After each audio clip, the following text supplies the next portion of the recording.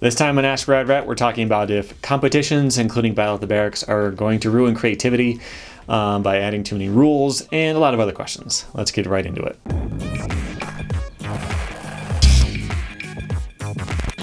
Welcome back to Rad Rat Video, channel you can learn new things about skateboarding. I talk about all different kinds of things in the skateboarding world. I review video games, I teach tricks sometimes when I can.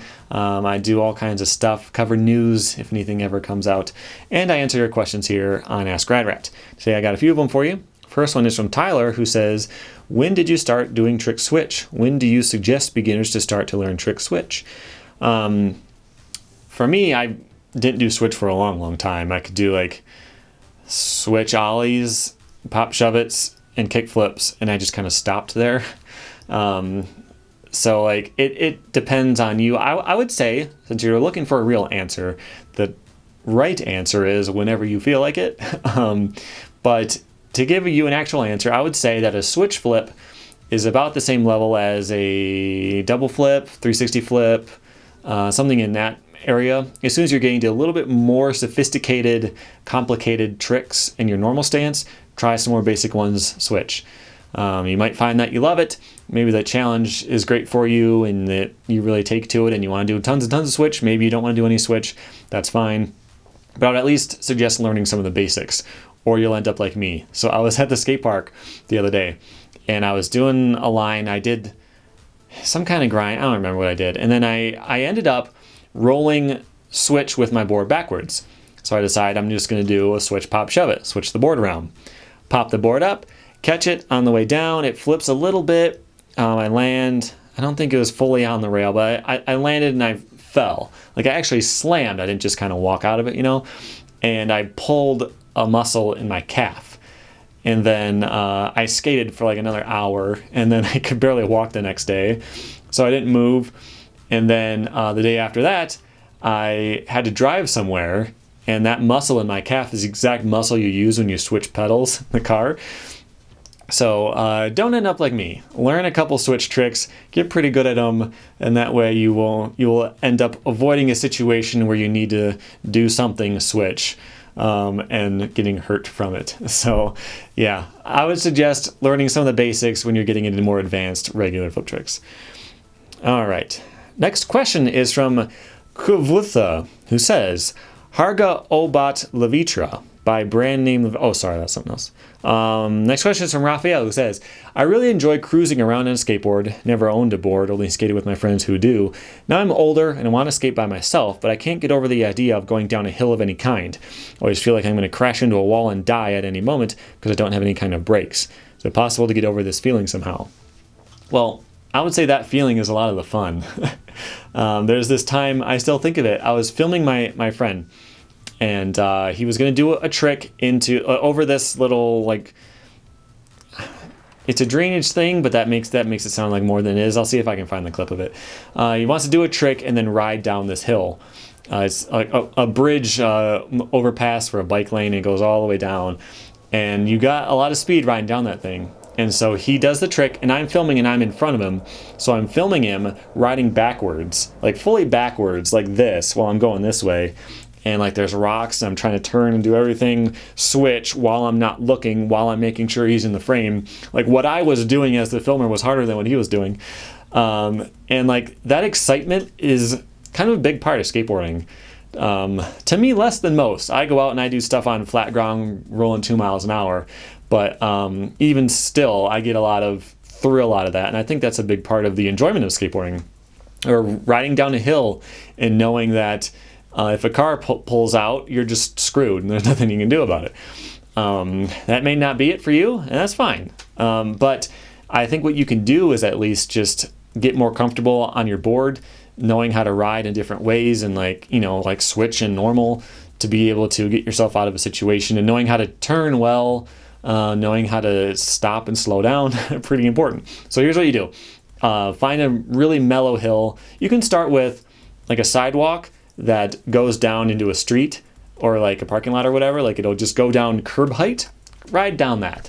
I don't know how much of a beginner you are, but do that. Figure out how to stop. If you're going that slow, you can just drag your tail. Learn how to do that. Learn how to do it switch, which I can barely do. Like, it's such a simple, basic thing, but in Switch it feels so weird. Like the tail hits the ground and I just put it back down. But learn how to drag your tail and stop. If you're going a little bit faster, you can drag your foot. You can either like just move your toe down while your heel is still on the board. You can step off and kind of slide, and that'll slow you down. If you're going fast, you can do a power slide. Can't really do that slow because the board will just bite and you'll fall. But learn how to slow down, learn how to stop, do some small stuff, get a little bit of speed, learn how to push, learn how to cruise and turn and all that stuff, and just build some confidence on your board. You don't have to ride down a busy street that's really, really steep. No one's going to make you do that, but, you know, just see if you enjoy it. If you don't enjoy it, do something else on your skateboard. All right, next question is from Patreon, from Grunions. He says, your latest vid about Mullen at Battle of the Berrics, that was a little while ago, it's right here, got me thinking. Do you think Battle at the Berrics, and generally the way skating works competitively, are stifling creativity? Personally, I have no interest in seeing every variation of the same trick. I'd much rather watch someone like Richie Jackson do crazy stuff. For example, I can't imagine skating in the Olympics being actually fun to watch, maybe interesting at best. So I think Battle at the Berrics is a very small part of skateboarding. I don't think there's a lot of kids starting skateboarding right now who want to master every basic trick that's allowed in the Battle of the Berrics so that they can compete in it someday. I think that's just something that happens. Like if you're really into flat ground, you get really good at flip tricks on flat, you might eventually end up at the Berrics. So like I think the point that he's trying to make for everyone else is there's tricks that aren't allowed in the Battle of the Berrics. Can't do grabs, you can't do foot plants, no complies bonuses, and all that type of stuff. Does that mean that you giving those rules out makes people less likely to do those tricks in their everyday life? Is it saying like these tricks are forbidden, you're not allowed to go do creative stuff, not just no complies and all that stuff, but like, you know, weird obstacles and things like that? And I think that being able to do the basics well is an important thing.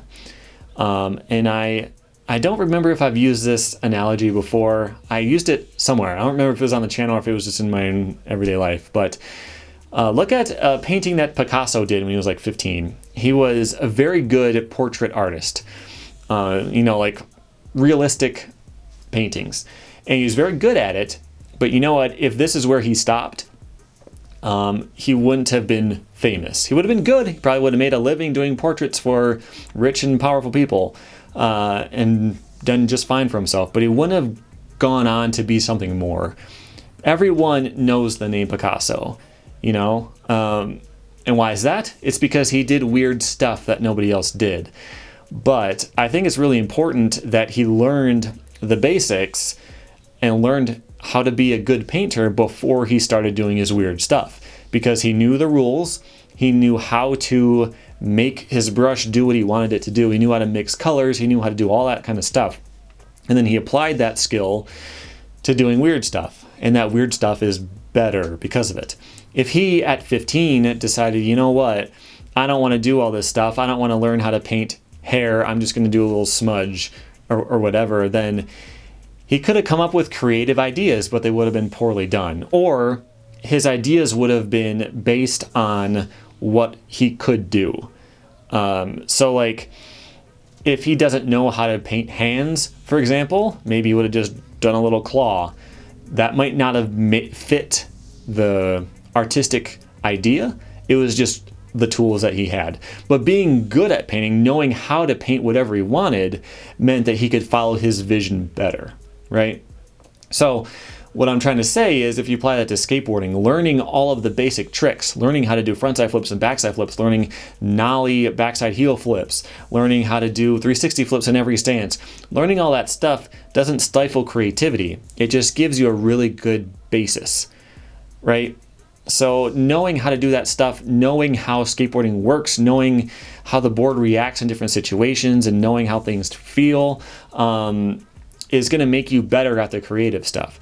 If you're going to go out and do some weird thing, well, you know what? Maybe this weird spot you found, you can only hit it front side, but it's on the left. Well, you need to be able to do stuff switch, you know, assuming you're not goofy. But you're not going to have that skill unless you went into normal, like basic standard tricks and did a lot of them. And I think that I kind of fit in on the opposite side. I did weird stuff because I didn't want to do normal tricks. And now guess what? I can't do a lot of normal tricks. If you want to beat me in a game of skate, just don't let me set and do like normal flip tricks, and I'll probably lose in 5 tricks. Because I just went around all that. I decided, you know, I'm not going to practice my 360 flips that much. I can do those, but like I did impossibles a lot. I can do impossibles pretty well. But like you could beat me with standard stuff because I just did the weird version instead because I thought it was more interesting. I didn't learn how to do like inward heel flips very well. I did learn them. I keep coming up with bad examples, but instead of doing that, I would do Casper flips. And I could do Casper flips all the time. I love Casper flips. I do them everywhere. Casper flips and impossibles instead of 360 flips and hard flips, let's say. It made my footage more interesting to people who maybe have never seen those tricks before at the time. But it didn't mean that I could do better. If I learned that stuff, I could do whatever I wanted. I wouldn't have to do things in a specific way. So I'm not sure if I'm explaining that great, but the point is having this basic stuff, having people drill simple tricks, is going to give them a better foundation to build into something weird. You know, you want to do like a Richie Jackson thing where you like roll upside down onto a cart and make the board do a 360 flip and catch it upside down and then flop back down. Well, that'd be really hard if you didn't know how to do a 360 flip, you know? So I guess that's what I'm saying. Build up your palette, learn how to do as much stuff as you possibly can, and then being more creative will be easier, and you can actually do more and more advanced stuff that way. So no, I don't think that having rules in a contest for a game of skate is going to do any harm. I don't think contests are going to do any harm. I think it's just going to be a good training ground for everybody. So that's my answer to that one. If you have more questions, go to radratvideo.com and submit them there, or you can do it through Patreon like Grunions did there. I will answer those if you submit them through there. You can tap my logo in the middle of the screen to subscribe, and there's a couple more videos being recommended by YouTube right there that you can check out as well. Thanks for watching, and I'll see you next time.